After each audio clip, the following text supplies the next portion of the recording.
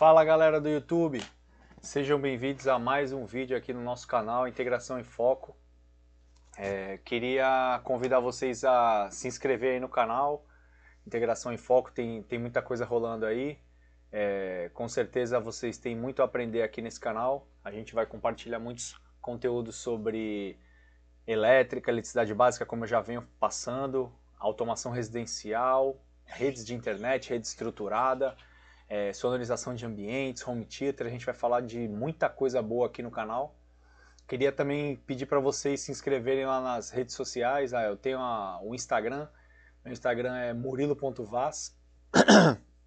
E se vocês, como não custa nada, né, não vou cobrar nada de vocês, então se vocês puderem, entra lá no Instagram e se inscreve lá, porque lá eu posto muita coisa sobre o meu dia a dia de trabalho. Eu tenho uma empresa, né? Como está aqui no cantinho aí do slide, né? Da apresentação do vídeo. Vaz Smart Home, e eu trabalho nessa área de automação, home theater, som ambiente, né? Redes de internet também. E se vocês querem conhecer um pouco mais, ouvir um pouco mais sobre disso daí, né? Tem interesse de conhecer, segue lá, que tem muita coisa boa rolando lá também. E sim, chega de enrolação, vamos começar esse vídeo. A gente vai abordar hoje o tema, vai continuar no tema da lei de Ohm. Na lei de Ohm a gente trabalha com três variáveis, a gente tem as três variáveis, que é a tensão, a resistência e a corrente elétrica. V é igual a R vezes I. Hoje a gente vai falar sobre a resistência. Resistência elétrica, a gente vai passar os slides aqui, a gente vai falar de forma detalhada quais são as suas características, como a gente consegue medir ela, como a gente consegue identificar ela no circuito e aplicar ela na lei de Ohm também. Beleza? Eu vou colocar a ponteirinha aqui. Vamos à introdução à resistência elétrica. A resistência elétrica ela é uma propriedade fundamental dos materiais que limita o fluxo de corrente elétrica. Ou seja, ela é um limitador do fluxo de corrente elétrica. Ela desempenha um papel crucial em diversos circuitos e dispositivos eletrônicos, permitindo o controle e a modulação da energia elétrica. Vou voltar aqui para mim. A resistência elétrica nada mais é do que, como o próprio nome diz, ela resiste. Ou seja, ela se opõe à passagem da corrente, gerando assim uma limitação da passagem da corrente elétrica. É como se você tivesse um duto de água, uma tubulação de água, e você começasse a fechar a válvula, e aí com o fechamento dessa válvula a vazão de água vai diminuindo. Isso é um exemplo, né, do funcionamento, mas só que a resistência, elas são das mais variadas, elas têm das bem simplesinhas, bem com pouca resistência, e desde das grandes que geram trabalho, né? Que no caso geram aquecimento, gera calor, né? Então tem várias funções para a resistência. Hoje a mais comum que a gente consegue ver no nosso dia a dia é a resistência do chuveiro. O que acontece na resistência do chuveiro? A resistência, ela esquenta. Para quê? Para gerar calor e aquecer a água que a gente vai tomar banho. Então assim, a função dela naquele momento, naquela aplicação, é gerar calor para que aqueça a água e a gente tome o nosso banho tranquilamente. Então existem várias utilizações da resistência elétrica e a gente vai abordar alguns pontos aqui, como medir elas, né? Tá bom? Vamos voltar lá para os slides. Definição de resistência elétrica. Propriedade intrínseca. A resistência elétrica é uma propriedade intrínseca dos materiais, que depende de suas características atômicas e moleculares. Ou seja, todos os materiais, quer seja um material como o cobre, por exemplo, o cobre ele possui uma resistência elétrica bem baixa, porque ele é muito utilizado para poder conduzir energia elétrica. Ele é muito utilizado nas instalações elétricas, mas por mais que ele seja utilizado para isso, ele possui nas suas características atômicas alguma resistência elétrica que ainda assim, por mais que ele seja um ótimo condutor, ele ainda acaba tendo alguma característica de resistividade. Isso daí é a característica do que eu falei do cobre.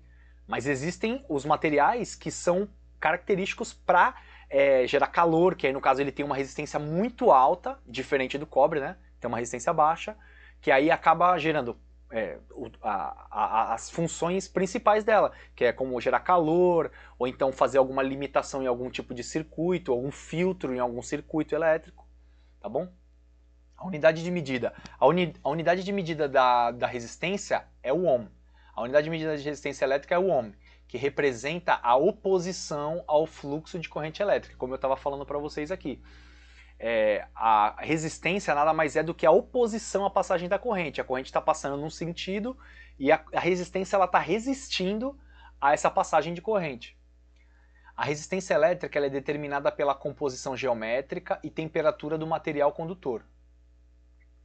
Aqui a gente tem algumas características, aqui vai falar sobre aqui nessa imagem vai aparecer a área do condutor. A gente vai passar mais à frente, a seção nominal, né? Ó, os fatores que influenciam a resistência elétrica: o seu comprimento, a área transversal e o material. Vamos lá, o comprimento. Quanto maior o comprimento do condutor, maior a sua resistência elétrica. Ou seja, quando a gente vai fazer, por exemplo, vou dar um exemplo prático. Vou voltar aqui para o slide. Vou dar um exemplo prático. Quando a gente vai fazer a transmissão de energia, por exemplo, da hidrelétrica lá, do fornecedor de energia elétrica, e para o receptor aqui que vai chegar aqui, por exemplo, na CPFL, aqui nas estações aqui da onde eu moro, aqui, por exemplo, na Baixada Santista. De lá, eles fazem a elevação da tensão e eles fazem a transmissão via aqueles cabos que ficam no meio das estradas, lá, aquelas torres gigantescas. Aquele cabo, ele é muito longo, né? Vocês veem, vocês passam às vezes viajando aí, vocês passam por aquela estrada e vocês veem aqueles cabos, ele parece que vai para o infinito e além. Só que ele tá chegando numa subestação que vai fazer o abaixamento, tem a subestação que faz a elevação e tem aquela que faz o abaixamento para poder entregar nas nossas residências. Mas quando ele chega, por mais que ele seja entregue lá na geradora numa tensão X, aqui na receptora ele vai gerar uma tensão X menos Y. Por quê? Porque por mais que o condutor seja muito bom, um bom condutor, né, como os cabos de cobre ou os cabos de alumínio que fazem essa transmissão de energia nas torres, quando ele chega lá do outro lado, ele tem uma queda de tensão, significativa até. Por que que ele tem essa queda de tensão? Porque, como eu falei, por mais que o cobre ou o alumínio que está levando toda aquela energia lá para o outro lado, por conta do seu comprimento, que a gente viu aqui no slide, ó, por conta do seu comprimento, ele tem perda, porque quanto maior a distância do material, do produto, né, do condutor, maior a resistência dele. Então ele fala aqui, ó, quanto maior o comprimento do condutor, maior a sua resistência. Por mais que ele seja um ótimo condutor, quanto mais distante ele tiver do local do gerador até o receptor, né, quem vai utilizar, vai gerar trabalho, você vai ter perda ali, no caso vai gerar alguma resistência. Outro detalhe, a área transversal. Quanto maior a área transversal do condutor, menor a sua resistência. A gente vai nos próximos slides, vai utilizar um exemplo que vai deixar bem mais claro essa questão da área transversal. Mas assim, o que ele quer dizer? Quando você tem um cabo com uma bitola grande, ali a gente sai igual uma tubulação de água. Quando você tem uma tubulação de água que ela é bem grande, ela vai conduzir ali muita água. Ela vai levar água e vai poder atender casa, vai poder atender uma região inteira com um determinado duto de água. Se você pega uma torneira pequena, um duto pequeno, você vai conseguir alimentar uma casa inteira? Por mais, você pode até tentar, ela vai chegar água no começo. Só que quando você começar a abrir as outras torneiras, você vai ver que a vazão vai baixar, vai ficando mais baixa a vazão. Por quê? Porque aquele tubinho pequenininho, ele não vai conseguir conduzir o tanto de água que precisa para entregar para todo mundo. Por quê? Porque a área dele é menor. Então ele consegue trafegar pouca quantidade de água. Então por esse tipo de analogia é interessante a gente ver para a gente entender até a questão das bitolas de cabo que a gente tem. Hoje a gente vai nos depósitos que tem por aí, que fornecem produtos como condutores, né, cabos elétricos, dispositivos de proteção. Nesses depósitos, eles têm para vender cabos de 1 milímetro, de 1,5, de 2,5, de 4 milímetros, de 6 milímetros e assim por diante. Tem milimetragem, né, medidas que são recomendadas para poder fazer a entrada da sua casa, tem aqueles que são utilizados para iluminação. Por quê? Por que é utilizados para X, para isso? Tudo bem que isso tem a ver com o preço. Você vai colocar na iluminação, você não vai precisar colocar um cabo de 6 milímetros, que é um cabo muito grosso, para alimentar uma lâmpada que tem uma potência bem baixinha, que vai conduzir uma corrente bem baixinha. Então, é por isso que existem essas milimetragens todas, para que você consiga utilizar o cabo certo na potência certa. E assim você consiga fazer um bom dimensionamento na sua casa. Mas a ideia é mais ou menos essa. Você dimensiona as bitolas de cabo proporcional à carga que vai ser utilizada, a potência, no caso a resistência que a gente está falando aqui. A resistência elétrica é uma variável que a gente tem que controlar através dessas medidas. Beleza? Então vamos lá. E o material também é importante. Diferentes materiais apresentam diferentes resistividades elétricas, afetando a resistência do condutor. É como eu falei, o cobre ele é um ótimo condutor, porém ele ainda possui alguma resistência elétrica. O alumínio, ele é um bom condutor também, porém ele tem uma resistividade um pouco maior do que o cobre. E assim vai indo. Por exemplo, um ótimo condutor é o ouro. O ouro é um ótimo condutor elétrico, porém ele é escasso. Não dá para você usar ele na instalação da tua casa. Então, assim, tem até determinados equipamentos de som, por exemplo, você vai alimentar uma caixa de som lá, que precisa ter uma boa condução de dados, de energia ali, para poder alimentar a caixa, para o som sair perfeito. Isso é muito utilizado em caixas e equipamentos high-end, né? Que são de alta qualidade, de alta sonorização. E aí, para esses equipamentos, você acaba tendo que usar um cabo de ouro. Esses cabos são um pouco mais caros, né? Mas só que eles são utilizados, condutores de ouro, né? Mas eles são utilizados para que a qualidade do sinal que vai ser entregue na caixa seja de alta qualidade, porque o equipamento em si, ele já vai entregar um sinal de alta qualidade. Então o condutor que vai levar esse sinal até a caixa de som, ele tem que levar um sinal de alta qualidade para que a caixa consiga transmitir o melhor do áudio para o seu cliente, né? Mas beleza, então vamos para frente. A lei de Ohm e sua aplicação. Aqui ele vai tocar um pouco na questão da lei de Ohm. A gente já falou no último vídeo aqui, se você não sabe o que é tensão elétrica, ou não sabe o que está falando aqui, tensão elétrica, a gente falou no último vídeo, mas ela é a força que impulsiona a circulação da corrente. No caso, a resistência ela é a oposição ao fluxo da corrente, definida pela lei de Ohm. E a corrente elétrica é o fluxo de cargas em um condutor. Então a corrente elétrica é como se fosse a água passando dentro da tubulação de água, a fonte de energia e a água, a resistência como um impedimento da passagem de corrente elétrica. Beleza? Resistores e suas características. Potência máxima. Os resistores possuem uma potência máxima que podem dissipar sem danos. Por exemplo, você está ligando lá o chuveiro da sua casa. Deixa eu voltar aqui. Você vai lá na sua casa, tá tomando banho e tal, aí você vai e você quer deixar ele bem quente, aí você vai e reduz um pouco a quantidade da água lá. Ele já está na potência máxima dele. Só que na medida que a vazão de água vai sendo reduzida, ele vai esquentando ainda mais, ele vai esquentando ainda mais. E não está tendo troca de calor ali. Aí vai chegar uma hora que a temperatura vai subir tanto, que o calor que ele está gerando vai fazer com que ele rompa, que é o caso quando queima a resistência do seu chuveiro. Por quê? Porque ele ultrapassou a temperatura que ele suporta, e aí ele rompe, ele queima. Aí, né, é a hora que você vai ter que ir no depósito para comprar uma outra resistência para poder fazer a troca.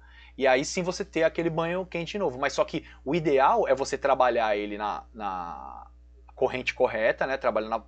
Quando você compra lá o seu resistor para o seu chuveiro, você vai ver a potência do seu chuveiro. Ah, o meu chuveiro é de 7.500.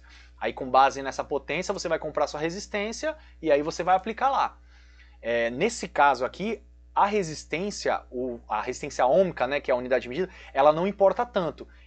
O que vai importar nessa hora é a potência, para você ver como elas estão diretamente ligadas. Tipo assim, a carga e a resistência, elas são quase ali muito parecidas. A carga, a gente vai ver, muitas vezes quando você vai comprar um equipamento, você não vai perguntar, pô, quantos ohms é esse equipamento?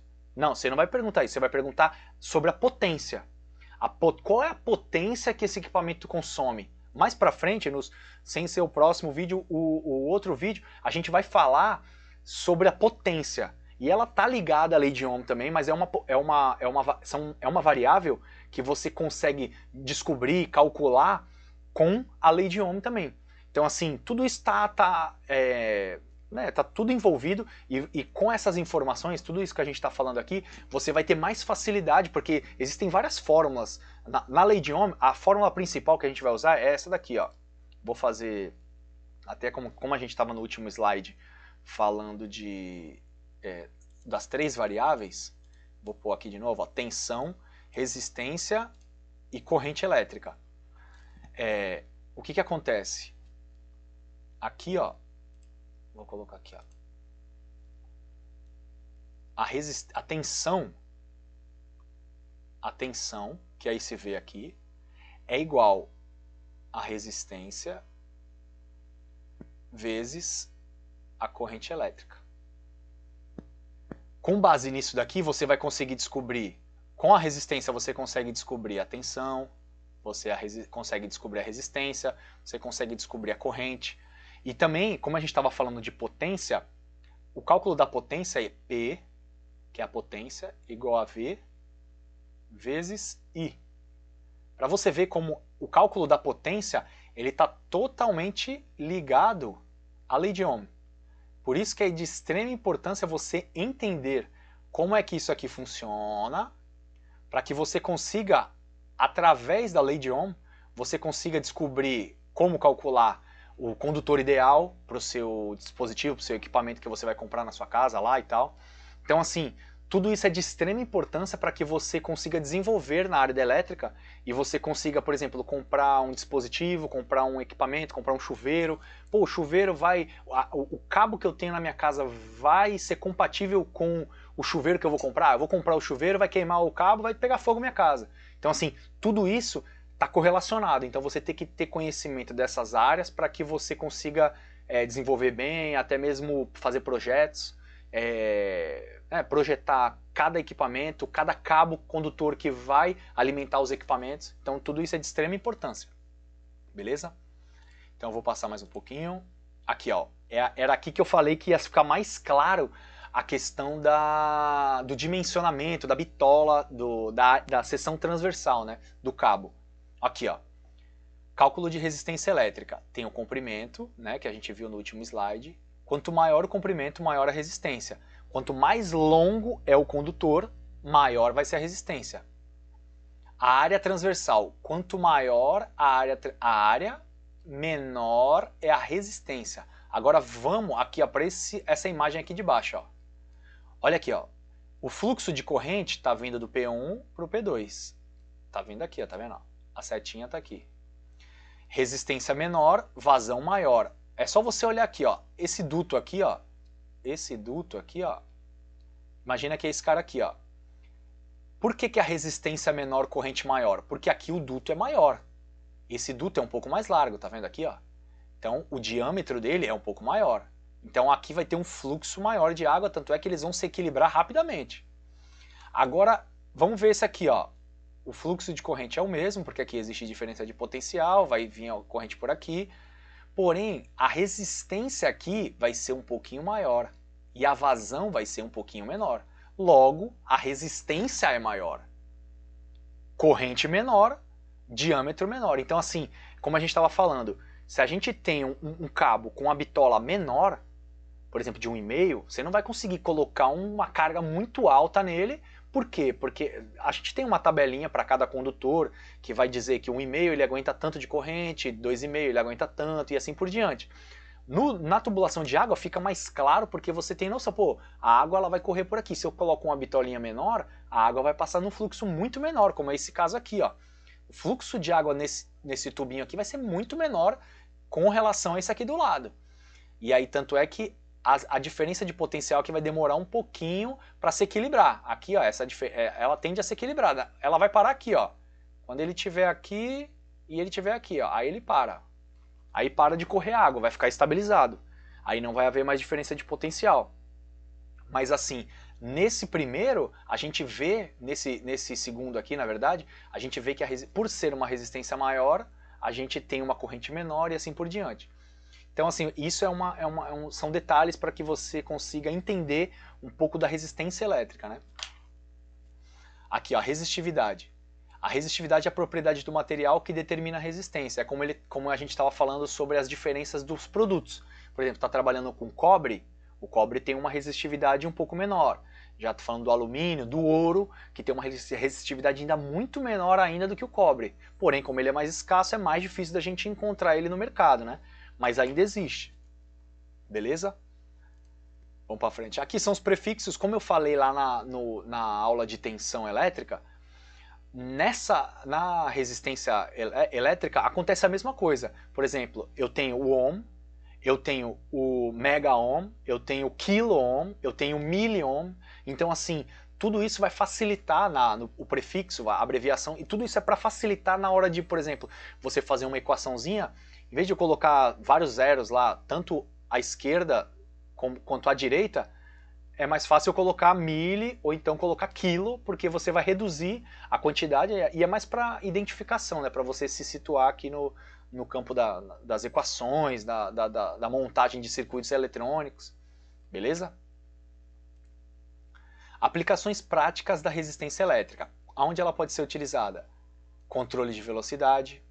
Controle de velocidade, os resistores permitem controlar a velocidade de motores elétricos, por exemplo, né?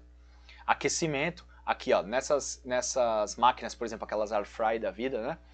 A gente tem resistores elétricos que fazem o aquecimento, né? E tem as ventoinhas que jogam o vento quente no alimento e ali vai aquecendo, vai fazendo todo aquele processo de aquecimento, né?